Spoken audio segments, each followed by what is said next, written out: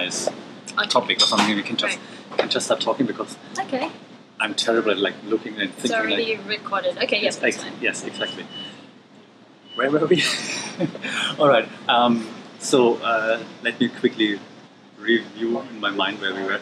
So we talked about like depression and like how you actually like realize that there is something. What were your last time when you said you suffered from? Well, actually, in this lifetime, it's happened 5 times where I've been through really, really big, like, problem stages in my life. And the first time was in university, actually, and, like, it was sort of like a family issue. It's like the family is very close and, like, the biggest thing to me. And then, like, we got separated for a while, and it was like a big issue at that moment. And like from someone that was like always with a very, very close family, and then had to live by myself, and like just a very rough patch. That was like the first one. And then another one is about people, insecurities, and like, you know, people and gossiping and talking and that kind of issue. And actually, like, sometimes I feel it's like I don't really care, but actually I'm quite sensitive to these things. And at that stage of life, it made me quite down for a long period of time, a year, maybe a year. Oh, wow, year. And then there's like the relationship ones. I had a 7-year relationship. Ooh, and I was younger then. Yeah. The recent one. I had one to do with body image. To do with work. Because I work in the entertainment industry and it's very competitive, and especially in Thailand, and I'm in a girl group, and like just the whole body image thing and these kind of issues, and people telling me that you have to be like this, you have to be like that, and like I'm very healthy before, and then I tried so hard, and just like, you know, it seems very kind of superficial, but when you're kind of there and like you're trying to work and do your best, and like these things kind of get to you, like they get to you. They get to you. And my recent one, I'm just gonna say them very briefly. Sure. My recent one was about 4 months ago, due to a breakup, like a long-term relationship. We were together for like 4 years, and we were like, you know, on the verge of marriage. And I had a lot of mental security attached to the relationship, a lot of expectations, a lot of hopes, but of course, like, you know, sometimes things go right, we make mistakes, things don't always go as planned, and then like at that moment I felt like my world was crumbled, fallen apart, and like it's like the things that we could not control, and because it wasn't going like as we expected, and because I put so much effort of expectation on it, that when it didn't work out, like it was quite like it was mutual in a way. There were things that I done, there were things that we didn't, like we tried and it didn't work out, and there was things that I regret, and there are things that like just a lot of things that it's very complicated because relationships are. Anyways, so when it was that period of like, okay, like when reality hit that it's like no longer, and like what you've been building the hopes of for the last 4 years of your adult life, building your hopes and dreams of like family, attachment, material things, working towards. I had a sudden loss of who I was. Like I felt like my life goal was crumbled. Because it's such a big part of it was a big part of my life, and actually like family, relationship, and love, like that is actually kind of my goal. It is my goal. Like I work a lot and I do a lot of things, but when people are like, oh, what's your aspiration, dream, goal, like in the next 10 years? Actually, I like doing everything. So like work is like, okay, if I'm able to do what I love, make money from it, have the lifestyle that I want, then I'll be happy. But actually my goal is to have like a happy family, have kids. And that's very simple for me. And the things that I do, that's okay too. But you know, so that's why when it was such a big hit for me, and I take these things very seriously, like relationship. I was okay. Well, I guess there's like a thin line between the normal heartbreak syndrome. Yeah. You know, like okay, crying, feeling bad about yourself, terrible, yeah. everything is terrible. But because it was, well, it is a very thin line. I'm sorry, it's a very thin line. The symptoms I had is like I was crying every day, all the time, for basically many months. Yeah. Like literally. And at those points, I was like, I had to go to concerts and stuff like that, and sing and like smile and be bubbly. Yeah. But inside, like I was crying like all the time. Wasn't able to sleep, like a lot, like basically most of the time. I could fit in some sleep sometimes, but there would always be a lurching feeling in the stomach, like it, and it was like a real feeling. Like it wasn't just like imagining. Yeah. The stomach was churning all the time. And the heart was literally like this all the time, as you do, like when you're stressed and when you're. That was a period of like maybe 3 to 4 months. Oh, that's 3 to 4 months of having that feeling, those feelings, and I felt like I had nobody. You feel like it's just you don't see your worth when you're in the mound of depression. right. You're like in this dark cloud, and normally you'd be like a normal, bubbly, positive person, but when you're down, like it hits you hard. Right. You doubt everything. You doubt everyone. Yeah. You doubt the whole existence of you, and whether like those people that love you, is it real? Okay. Yeah. So. So that's the point of depression. I mean, everyone has people that like loves them, of course. And now that I'm normal, like I know, and you feel grateful for these things. But when you're depressed, you feel like you're alone. Yeah. You feel like you're not able to differentiate the people that are just there mocking you, or the people that are there helping you but not understanding you. There will be people that you know that they love you, but still you don't. You feel like you deserve it. Mm. You feel like you deserve to be in this pile. Right. That is the thing. That's what makes you feel so bad or break or whatever. Yeah. So because feeling worthless. People feel worthless. They feel like they deserve this. Mm. They judge themselves. They beat themselves down, and they feel like this is what I deserve for what I've done. The things I've done, and I don't deserve to live. That's what happens. Yeah. And then there's sometimes like it makes you have panic attacks when that's like really, really stressed, and there's a thing called it's where so you're crying and you're breathing in too much oxygen. Oh, like this ventilation, hyperventilation, and then that's sort of like a panic attack, and like you can't, your fingers and toes are numb, and like what you do is you get a paper bag or plastic, and you try to breathe. You try to breathe slower and stuff like that, and it's all a mental thing.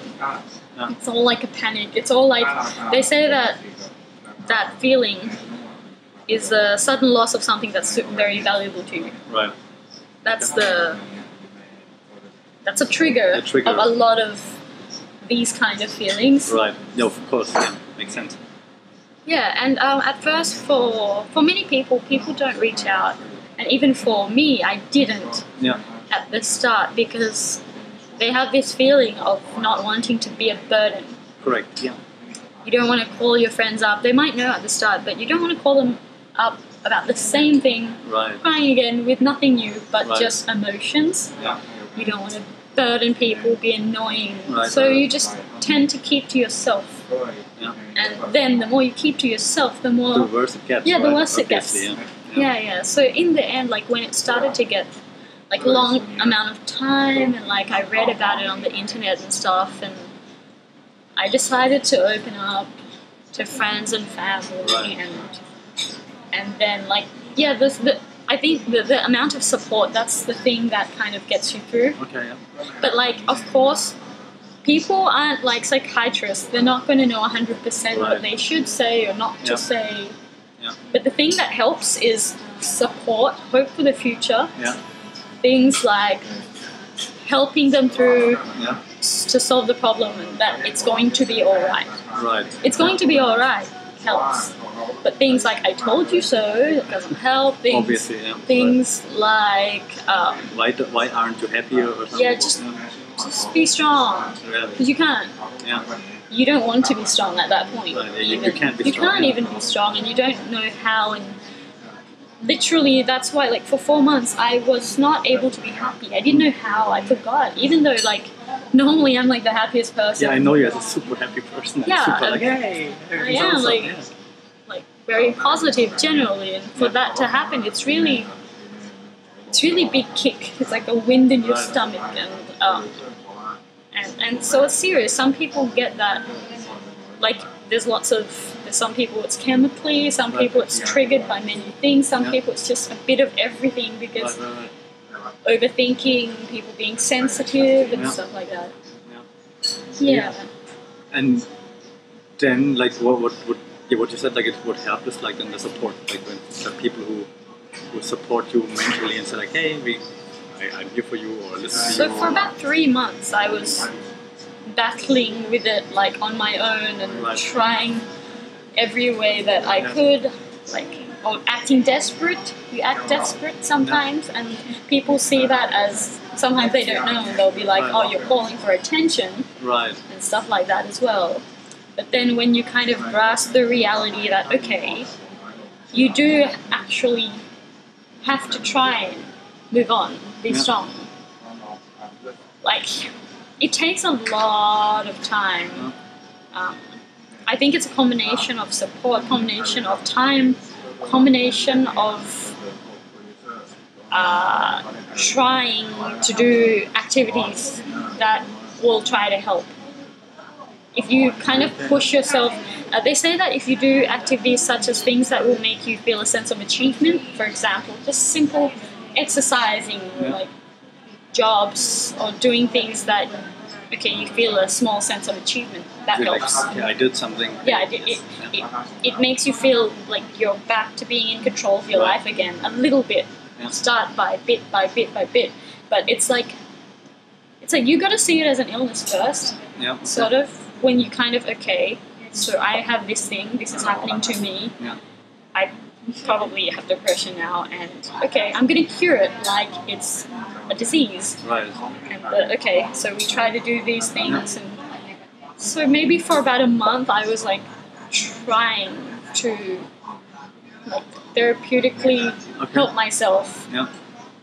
Firstly, some people, you need retreats. Yeah. I was going home a lot. Okay. Going to see, being with family, being with my aunt, my mom, and the soothing thought of them being there and telling me that it's fine, like we'll get through it. And just knowing that there are people that actually they do care, that helps too.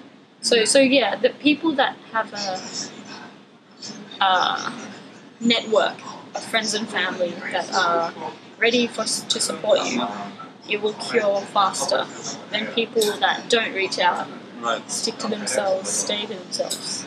Okay. And like I know this because like in the past, when I have this kind of thing, I don't reach out. I kept to myself for the whole time, and so that it takes a long time. And then you do weird things, and then people maybe judge you because they don't actually know what's going on in your brain or in your head or why you're acting weird, and you're not going to tell them because you feel like you're being judged. So it's a ongoing circle, and so then you realize, like when you're older, that okay, reaching out to the people that it's not a form of sign of weakness. I mean, it just helps. So it's the right thing to do.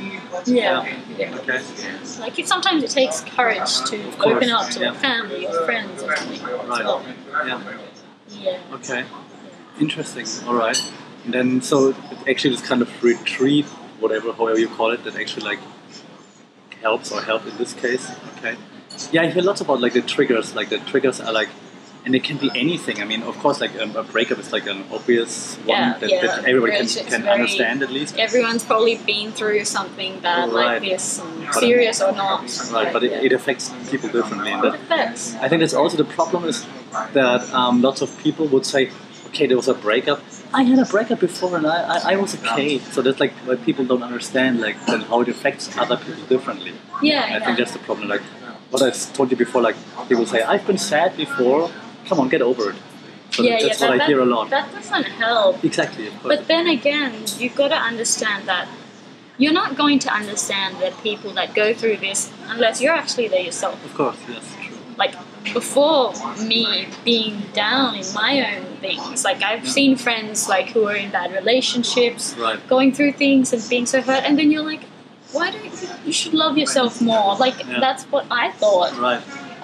Like, you care about them, so you don't want them to be like that. But then you think it's that easy. It's not. You can't just force them to love the right person or make the right choices. They're going through that and they're going through pain. You just gotta, sometimes caring and being too judgmental kind of damages a bit more than just kind of supporting and caring, but with a little bit of barrier. Right. That. Yeah. Okay. I understand. Yeah. Okay. Yeah. I mean, sometimes caring too much. Yeah. Because you want those people like. Yeah. You want to. Come on now, get better, damn it. Yeah. Like that. I understand. Yeah. That makes sense actually. Yeah. And then sometimes when you're doing that, because it makes them feel a little bit like, oh, I have to go that way only. Right. And what if they're still hoping for that way, and they feel a bit like entangled, also, when others push you, like, come on, you have to get over it, you're gonna be like, okay, I'm okay, even though you're not, maybe. Yeah. So you're just pretending, and then it doesn't help you. Actually, I think at least that's what I get from like all those different interviews or talks that we did so far. Yeah, well, what I did for me, like I also talked to like a specialist in the field, and like we talked about the symptoms and stuff like that. But towards the end, and I also, when I realized that this is probably depression that I'm at this stage. Yeah. I actually watched a series that it's called 13 Reasons Why. Oh God, yeah. And actually, it's like, I watched it because the topic is about like depression and suicide and things like that, because the character, she goes through lots of high school, the things that people go through, and like it gets too much for her, and like I watched it as a sort of case study and as a like I'm not sure if it would help or if it would make it worse, but for me, because I understood, like I just wanted to watch it as a case study to see, and it made me feel better, because I think naturally people want to think that they are basically good in their heart, right? Most people are, and there's times where you do bad things, but it's all due to situations and circumstances that makes you do things, of course, but deep down we're all okay, right? But when you're depressed, that's where you're kind of like, maybe I'm not, maybe I'm really bad, maybe I'm shit, maybe I'm not a good person like I always thought, and that's why like maybe I don't deserve to be here. That's the core.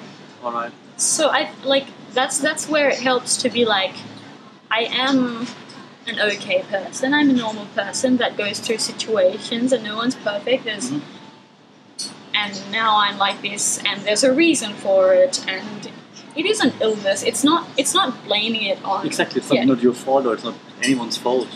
Exactly, I think that's important to understand. That's like, but it's also the difficult part to understand, right? It takes time. Also, and once you're there, like, and then you can start kind of healing yourself as a human being that is not full of hatred for yourself. Right. So depression is like when you're feeling worthless and you're feeling hatred for yourself. You're feeling that. You're feeling hatred. The strong hatred for yourself. That you as a core isn't what you always thought it would be. So that kind of like changes.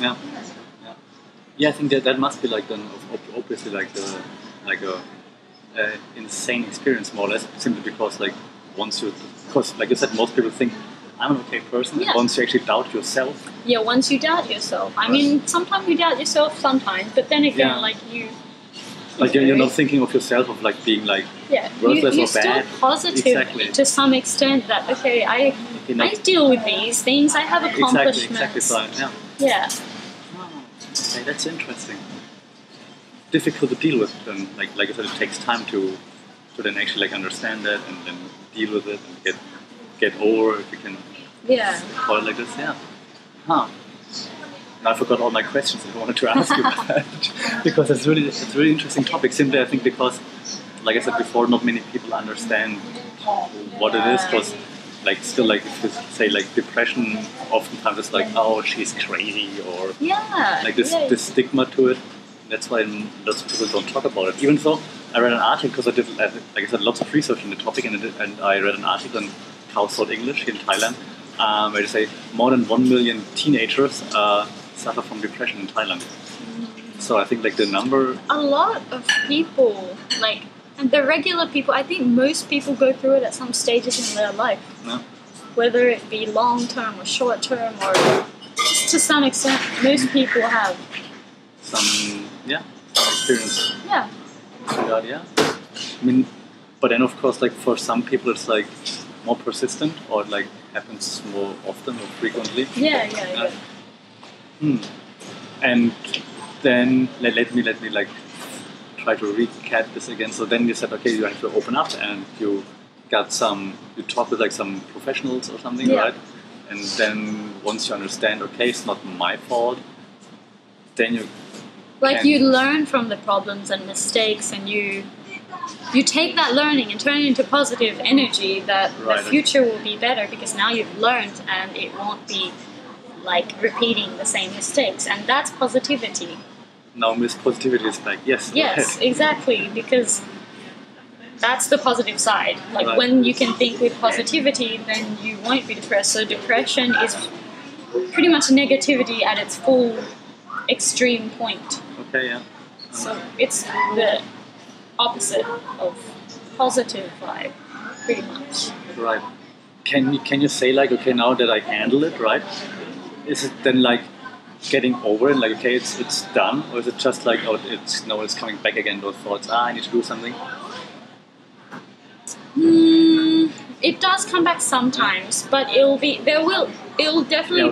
will be some ripples. Right. Or like once you're okay, even though I'm done, there'll be some times where you're just lonely and by yourself and have those thoughts. But I don't know. Personally, for me, when I got better, like at the start, I was down, right? Right. And then there were times where I thought I was getting better. Like I bought a bike, and I went for a bike ride on my own, on myself, and I realized that the sense of freedom, the sense of I'm actually doing something, it was a sense of achievement, made me feel really good about myself. And so I thought, I'm better, like I'm good. So I did that, I was really happy, went home. Then I realized the next day, I'm back at the same spot. Okay, yeah. And then you cry again, and it's the same, and it's like it's a battle. So you had that like going upwards, and then you go down again, and then you'll have some stages where you try and you get back up, and you'll go down frequently. But then you go through that stage, but then there will be a phase where you are. It's like it goes up, and it will remain kind of more up. Okay. Than like this. Okay, yeah. Like and then when you're up, there will be times where you go down a little bit, but it won't be like that before. That's what I've found personally. Slowly climbing. So at the moment, I can say like I've cured myself, and I'm back to being the normal me, which is like happy, able to enjoy life with friends. I love my job, I love the things I do. I find each day challenging. Exercise, I'm eating well. I like day-to-day challenges and accomplishments make me feel like I've achieved. Okay, yeah. So that's the normal me in my normal sense of being positive. Okay, yeah. Yeah, And so there'll be days where I'm down, but it's not like that phase. Yeah. That phase where I'm just like in a black cloud, where I'm not able to smile. I'm not even able to think anything good about myself at all. It's so difficult to imagine you like that. Yeah, well, for someone like me, I don't really express myself or go out of my bubble when I'm like that. I like to conclude myself to myself. Yeah. And a lot of people do that too. Yeah, I mean that's then the problem in the end, right? I mean, one of the problems is that how you explained it before, just like more or less like recapping what you said, like that people can't open up, they stick to themselves, they think like I have to fix it by myself, I have to fix myself. I always will do that. Right. So again, like just to wrap this up with like, okay, so you have to be open up. Don't be scared to ask for help if you feel like it, right? Yeah. Oh, one thing that I found like very interesting, I'm not sure if it's a good thing or a bad thing. So I did like lots of those talks, right? So I talked with like some of my students, I talked with like health professionals and stuff. And now some of them, they told me, because they weren't really sure, is it depression, is it just sadness, am I crazy? So they try to figure things out. But then they are not brave enough yet to go to a doctor, because like going to a hospital is actually like, or calling a doctor is like a big step. You're like, I don't want to go to a doctor and say like that I'm crazy, I'm not sure. So then they did like online tests. So they showed me like there are some tests online that you can do to figure out, are you on the way to depression or aren't you? Is there any chance you ever tried such a test?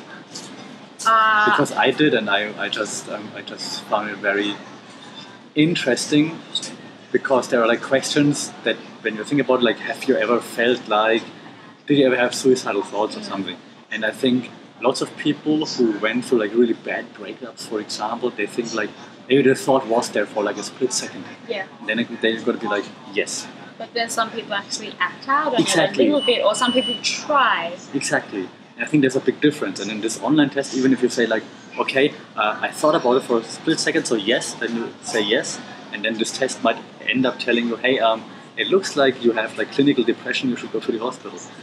While actually like there's a big difference between like, okay, I thought about it for like a split second because I was so sad, compared to what you said, there are people actually acting on it. So I think it's still really difficult to actually find like a quick way to figure out, hey, depression, we fix it now, online or via application, for example, because obviously that's not how it works. So it takes time, and it takes like help, and it takes like, I don't know, professionals that are there, and that just can give you some tips on how to handle it.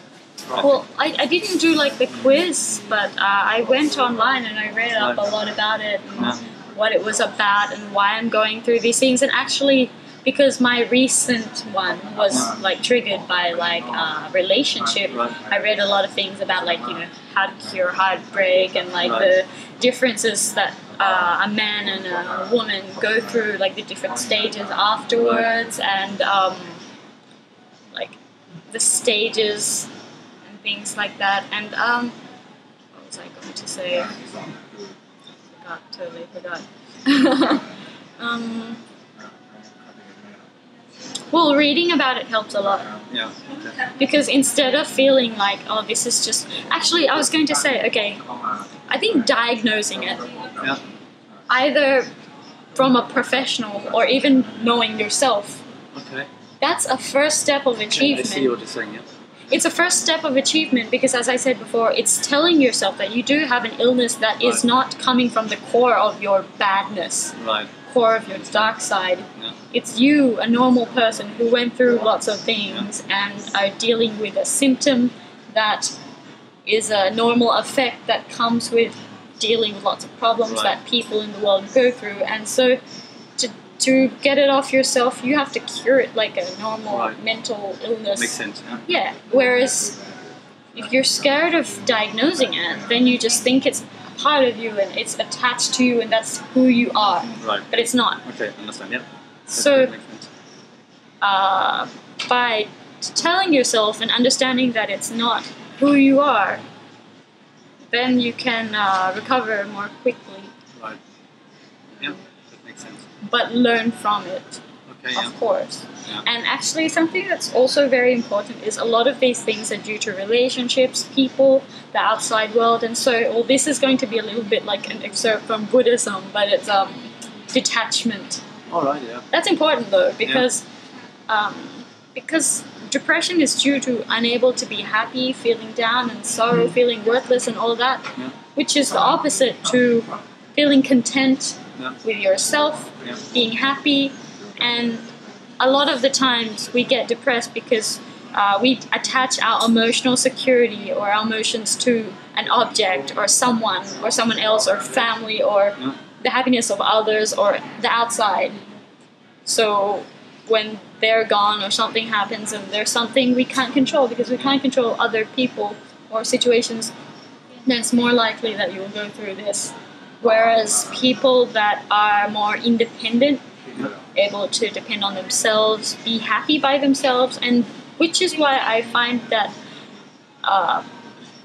being able to, if you don't live by yourself, then it doesn't matter. But you have to try to be able to be by yourself and be happy by yourself more. Yeah. That's actually something I was sort of struggling to achieve. Yeah. Like, I see it as a skill, even. Before, all my life, I'd never lived alone or been alone. I've always been surrounded by family, surrounded by friends my whole life. And so there was a point where I had to be alone. Yeah. And I found it, like, hard to cope a little bit. Like, I'd always, like, bring family and friends towards me, but then it was a lot of adjustments along the way. But, you know, once you're able to achieve that, like, I'm strong by myself. I'm able to be myself. It means you know yourself more. You know what makes you happy. You know what you can achieve. You know your skills. You know you're more self-reliant, and therefore you don't depend on other people for your happiness. Right. So that helps a lot. And that's also part of why I recovered as well, because I realized, I depend on myself a lot in a lot of ways, and if you don't, then it doesn't matter, but then that's something that you have to work on. Right. It's something that you should work on, trying to be financially dependent on yourself to some point. But it's something that you can work towards. You can work on. Yeah, exactly. It doesn't matter if that's not the case right now. Right. It doesn't matter if you're depending on someone else, like no matter what, financially or where you live. Can be your goal. But that can be your goal, and that helps you to get stronger. And then to accomplish something eventually. Yeah. Like for the past 3-4 years of my life, that has been one of my to-do checklists of what to accomplish, is being able to be independent on myself, on my own. And it's not easy. It sounds easy, or some people are more used to it than others due to background, due to how they're raised up. Yeah. For me, it was difficult because I was always raised up very close-knit and warm, but when I didn't have it, that's why, like, you know, I was, in some ways I was weaker than those who had to have it rough all the way through, because they're used to it. Yeah. Whereas I was like I was vulnerable and out of my shell. And that's the thing. That's another thing that you can use to help yourself get out of depression is the positivity point of it is that when you go through struggle, that will make you 1,000,000 times stronger than you before the problem, if you get through it. And you will get through it. If you go through an obstacle or a problem, that teaches you like 1,000,000 lessons that you cannot get like elsewhere. You can't pay money to get that kind of lesson. So that will teach you something that will stick with you for your whole life and change you as a person, of how you are, no matter how you try to accomplish this, that, like, you know, try to lose weight. This is something that, like, it's valuable. Right. So that's turning a challenge into a positive thing. That's actually like, if you remember that, right. If you remember that while you're in the deep, you will know that, and that helps. Right. This thought helps. Yeah, I mean, it's actually not only for depression. I think it's all. Everything. It's in life in general. Like facing adversity and overcoming adversity actually like makes you. God, I hate it. Stronger. What doesn't kill you make you stronger. What doesn't kill you make you stronger, and that's true. So you got to remember that when you're going through the deepest. And exactly. Yeah. Some people okay, you may say that you're so unlucky because you have to face so many obstacles, whereas some people just have it so easy. Look at it the other way. Right. they're the more vulnerable ones. Exactly. You're the strong one that you overcame those. You overcame them already. You've been through this. You've been through that. That's the experience. That's you as a person. That's like tough as steel. Yeah. Tough as steel. Nice. Okay. The positive one is like nice. I like it. Come on. Yeah. That is true. That all makes sense. Do you have any other wisdom you would like to share right now? Because you're like on a roll. A motivational roll. Yeah. Come on. Besides, being independent. I mean, that all makes sense, and we can definitely just cut there. And it's like some good advice. Just out of curiosity, I'm also like, I watch like the only thing that I have as like an influencer is like I watch. Yeah, please. Yeah. I do. Actually, the thing that I've also been analyzing a lot and thinking about during this kind of period is the importance of age and stages of life and phases. That is important because that is true. Sometimes you gotta realize that people do stupid things. People fuck up. And they're more prone to when they're younger, of course, and that's because you have less experience. And so don't judge yourself too much because sometimes it's natural. You're not born perfect. Right. Nobody's perfect. And if you don't stuff up, then you're not going to find the answer, the solution. Right. And the stages of life really affect everyone, and in different ways. Some people mature later, some people mature earlier, but you can look back to yourself 2 years like that was past, and you can see how much you've changed. Like 2 years ago, a lot has changed about you. Everyone can pretty much say that, right? And so you don't expect yourself at this point in life to just know it all and be perfect. So that's true, I agree. But the most important thing is to keep learning. And that's the importance of age and phases, and not to be too harsh on yourself. Right. Now I'm almost happy about getting older. So be proud. Yeah, exactly. Well, I used to be like, I don't want to grow old and stuff, but actually, at this point, I realize that I want to, because it means you go through less of this. Right. This the tornadoes and the cyclones of life, because you have more experience and you're more immune. Right. You're more immune to getting through them because you have the detachment it takes to withstand. Yeah. Once you're my age, you will understand. I'm kidding. Yeah, but it is true. Obviously, I mean, all jokes aside, it's true. However, like I have to say, when I was younger, I tried to avoid those ups and downs by simply not taking any risks, like no matter where. No risks in relationships, no risks in But that doesn't teach you, does it? No, it doesn't at all. So that's what I learned when I got older. It's like so you take risks. You have to take risks sometimes. You fall. Exactly. You learn. You get back up. You avoid the problems. You still, Yeah, right. Yeah, so I completely agree with your phases, ages, life stages. Right.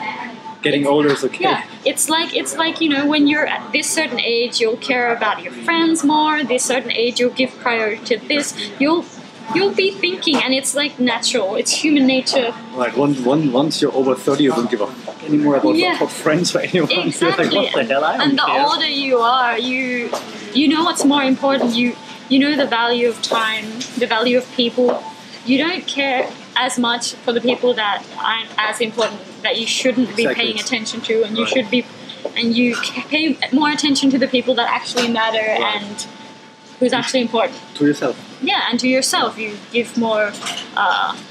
You see you for what you're worth. Right. More. But that's a life's journey, right? I mean, that's a life's journey. What life is about. It takes 20, 30 years. 35, 40, 50 to get there. It never stops, yeah. It never stops, yeah. Until it does, but then it's like... Yeah, so you can't expect to just, have nothing that happens, when you're 15, even 18, or any age. People are different. Some people go through rough things since they're little, and they're 30 inside, even when they're 20. So... Right. It depends. So that's where the thing I was saying before is the more experience you have, the older, mature you are inside. So yeah. You've matured a lot since the last time we talked. Yeah, maybe. Of course. That is true. That makes sense. Yeah, I like that as a conclusion or something that is nice. No, that's cool. Yeah, I agree. I hate getting older though. I still hate getting. Really? It makes sense what you said, right? My birthday's next week. Oh yeah. Hey, I mean, you're happy about getting older now, so that's fine. I am now. Yeah, I actually am now. Like before this, like I was like, oh. Ask a lady, how old are you getting? Me? Yeah. Can I ask that? Yeah. Well, I'm getting 28. I remember those good old times. Yeah. You're so wise for your age. Oh, I don't know about that. When I was 28, I was okay. Yeah. But then again, I mean, it really depends on the experience and everything, right? But, yeah. And you know what I was saying before about the phases of life and the life stages. As you get older, you want more peacefulness in your life. You need less excitement. You take less risk because you know what you like, because you've discovered them mostly. Are you saying old people are boring? They do less things that cause drama. That is usually true. That is true. But not everyone, because you get 30, 40-year-olds who still act like they're children. So it depends on what they experienced before COVID. Exactly. And actually, even for me, when I was 27, that's the reason for this problem is because I was feeling like I was still in my early 20s. I didn't want to settle down, or I still was having that I'm a teenager kind of mode of life, and therefore I went through all these problematic kind of thinkings, and I wasn't. When you're older, you just it's simple. You see life as it's simple. It's just happy. Do what makes you happy. Right. Have a relationship. Be faithful. Just stay there, or you treat things. You expect less when you're older, right? I agree, yeah. You expect less, therefore you're less problematic, you're less dramatic, and you just go with the flow, and it's easier and more simple, and everything's more or less problematic, more or less drama. True. I think, but I'm also more conscious about what I'm doing, why I'm doing stuff. Yeah, you care less about the noise. Exactly. That's not nice. necessary. Yes, that's true. I like that. You have a better radar and screen to keep out the things that are irrelevant and unnecessary to your life and well-being and happiness. Right. Yeah, before, when you're young, you care too much about everything. And you try to do everything and be everywhere. And you can't really tell what is important and what's not. You just try to juggle everything, and it's a mess, and things fall, and then you're a mess. Exactly. Yeah. True. When getting older, you make decisions based on is it important, is it not important. Yes. So you prioritize things more better. Right. We should have more talks about life and more of your wisdoms and follow your maturity, your path to maturity. This week I learned. Well, actually, that's also important. I personally like analyzing. Definitely, yeah. I mean, there's a difference between the over-analyzing that is overthinking and brings you down, and you take every tiny small thing and it brings you down and you're stressed, and that's negativity.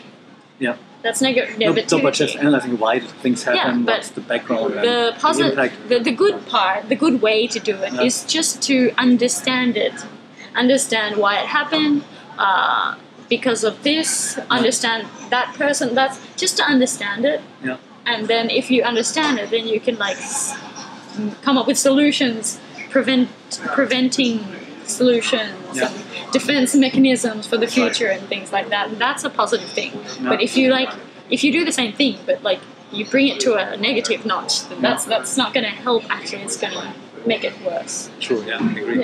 Yeah. But analyzing is important if you do it right. Yes, I agree. In all parts of life, actually. Yeah, I agree. Actually, I just started now. I mean, you haven't seen it, but I just started vlog videos where I talk with people for an hour just about life and just about expectations and what we learned and stuff. And it's really interesting. I talked with a uni professor last week 1 hour about we started about international relations, but then we went into life questions, and then we talked about like at the end, like Elon Musk, right? Of course. So he said like that the probability that we're living in like a simulation, in a computer simulation, are higher than that we are living in like real life. So he thinks that it's more likely that we are computer simulated rather than like actual real living organisms. And then we just talked about that for like 30 minutes. Like, why is that? And it's just interesting, like to see like different people's point of view and like their arguments. So this professor was like Christian raised, and he talked about like from a Christian point of view, it's more like you go through different stages anyway. So then once you ascend to heaven, it's like ascend to a different level, and I'm like. Ooh, that is very interesting because everyone's got different backgrounds, they're raised differently, they have different views and beliefs, and that's what always amazes me when I meet someone new. I want to hear their story. As the movie Wonder, like that's a great movie, and the main message is that everyone is battling their own battle. So everyone you meet has some kind of thing that they're holding on to, is burdening them. They might even be really happy, but even happy people have their problems. So like every single person has their own story. That's a very interesting thing. Yeah, I think so too. So like I'm just like like you said, like it's really to analyze stuff and to think about things. That's also one thing about like when you're getting older, you're taking more time to do like meaningful things. I hope at least more meaningful rather than just like being cool and being everywhere and trying to. Yes, that's true. Yeah, I like how like this turned out to be like a little bit more like a look into your process of maturing. My life journey and how my post depression recovery. I'm doing well, aren't I? It looks like it, and you're like all like again like very active. And, like, it's nice. Well, I like to be like I like to be able to help people or like to try to motivate, inspire people. It gives me great joy to be able to do that when you're in this normal mood, of course. And from me myself going through that problem, like I know that like anyone can go through it. It's really, really, really hard.